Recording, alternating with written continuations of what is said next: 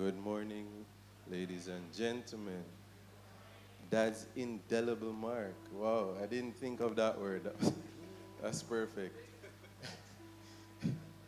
Thank you, Brother Dawkins. I want to start by saying to all fathers present and to those listening in, thank you for your ongoing contribution to society by being present, positive, and being a healthy spiritual leader in the homes.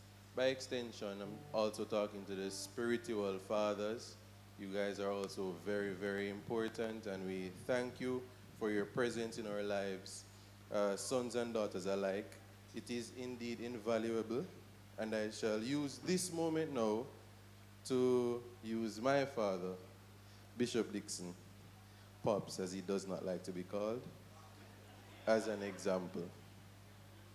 Bishop Dixon, Dad, Pops, you have in so many ways impacted me as an individual, impacted the way I view the world, and more importantly, how I have grown to view myself. I'm looking at you from the perspective of biological father as well as spiritual father. And permit me, church, permit me, Dad, I wrote an entire thing. I would ask for 5 minutes and take six. But on my way here, I felt as though on my on my way here, I thought to myself, I don't want to do this structured thing anymore. Can I just reason with you for a minute? All right. As a spiritual leader, you have never wavered in your love for God. And let me even backtrack. As my biological father, you didn't just tell me that you loved me from a tender age, but you also allowed me to feel the love through your many acts of kindness. Daddy the provider, the businessman, the disciplinarian, the esteem booster. Now, as the provider, my father would have spoken about his life and a young husband, a young father, and the things that he had to do. I have to tell you, church, I didn't know most of this till I was sitting there and hearing preaching about it. I don't know how you did it, especially now as an adult with bills and everything. I don't know how you did it, but I did not know that you were going through anything that you said you were going through. You were always there, whether it is that you had to do your jobs elsewhere, you stayed in the house, you came home, and you were also a father to me. I don't know how you were able to juggle both. I'm sure it is the God that was in you and is in you. Daddy the businessman. Daddy the businessman. Let me run through it quickly. Daddy the businessman. Daddy used to sell pigs. Daddy used to teach. I do I am a businessman right now, and there are a lot of things that you overlook, the small things, and you realize you're emulating your father in so many ways. It is subconscious, it is spiritual, but even as a businessman, I saw how you conducted yourself as a Christian and you still got the business done. I want to thank you for imparting that into my life. The disciplinarian. My father does not spare the rod. I used to get beating. It wasn't quite often he would give me a warning, don't let me beat you this year.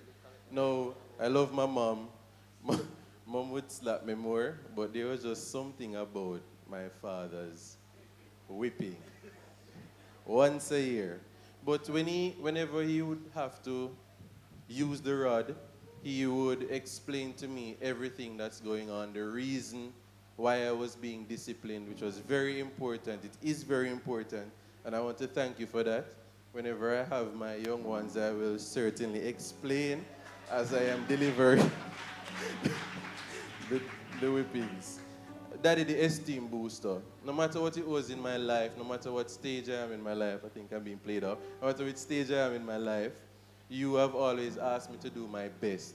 You have never forced me to do otherwise. You just asked me, Khydel, did you do your best? Not only that, but when I was speaking as a child, you would tell me, speak up. Make your words clear. Who are you talking to? Yes, sir. Yes, ma'am. Thank you, sir. Thank you, ma'am. These are disciplines that you instilled in my life, which has been invaluable for me as an adult and as a professional. I want to thank you, Dad. As a spiritual leader, I have 30 years of stories I could tell, so I'm just going to cut it there as biological, but we speak, you understand.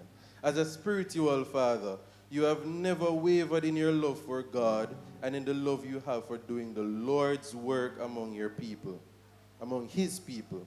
You have set an example which I have been blessed to be able to use as a motivation and as kind of a rubric for my trod as a young man and as a God man.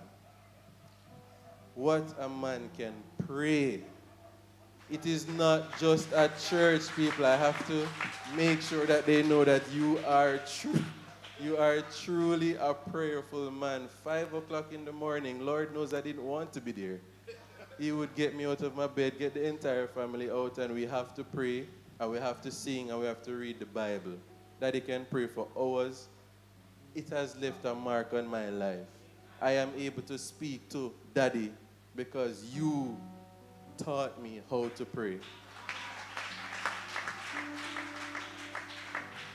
You also use prayer as a conduit to practice peace and to remain calm in many situations, and I've practiced to let God have His way.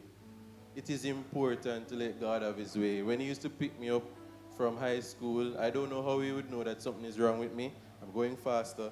But He would say, Khydel, be anxious for nothing, but in everything by prayer and supplication, with thanksgiving, let your requests be made known to God. And the peace of God, which surpasses all understanding, will guard your hearts and minds through Christ Jesus. He didn't know what it meant for me when he was picking me up. I was at boarding school. My parents don't know what boarding school is like. Well, he has an understanding, but I was at boarding school. And when he said these things to me, when he imparted this knowledge to me, at times I thought, that's not what I want to hear right now. But as I grew older and as I am presently as an adult, it has been used and been a part of my life in so many ways. Daddy, thank you. I'm almost finished. Selfless service. This is probably the biggest part. You are such a selfless server to the people, a selfless servant of God. And it's funny again, as I'm standing here, I'm actually realizing, even at work, they would say, Khydel, he's gonna make sure he gets the job done. It's not me, I just realized, and it's God and it's the values that you have instilled in me. You always said to me, never leave a labor until it's done. Be your labor great or small, do it well or none at all the time. He's a selfless server from D side, New Testament, Salt Spring, New Testament, Arakabesa, Old Harbor, and now as we're here at the Ecclesia Family Ministries. You have you have taken your work as a minister very seriously. You are a man for the people with Christ at the helm. And I want to thank you because now I feel as though I need to do my part as a minister in the streets, touching the people. Thank you, Daddy, for that value that you have instilled. And finally, church, finally, Daddy, you are unapologetically Christian, which is the most important trait of all. You have always chosen to stand for Christ. You have in all your ways lived for Christ. The things of this world literally do not matter to you. I know that for a fact. It does not matter what I have accomplished here on earth. He always asks me, where are you with God? I could tell him I got the biggest promotion. That is great. Did you give God praise? Daddy, thank you for being unapologetically Christian. You are an excellent father and a superb role model and 100% a man of God. For these reasons, I will always stand with you. And this is because I know that as I stand with you, you stand with God and you live and lead only by the guidance and precepts and by the blood coverage of God. Thank you for your mark on my life. Thank you for the mark that you've left on many lives. You're a father to me. You're a father to many. To God be the praise.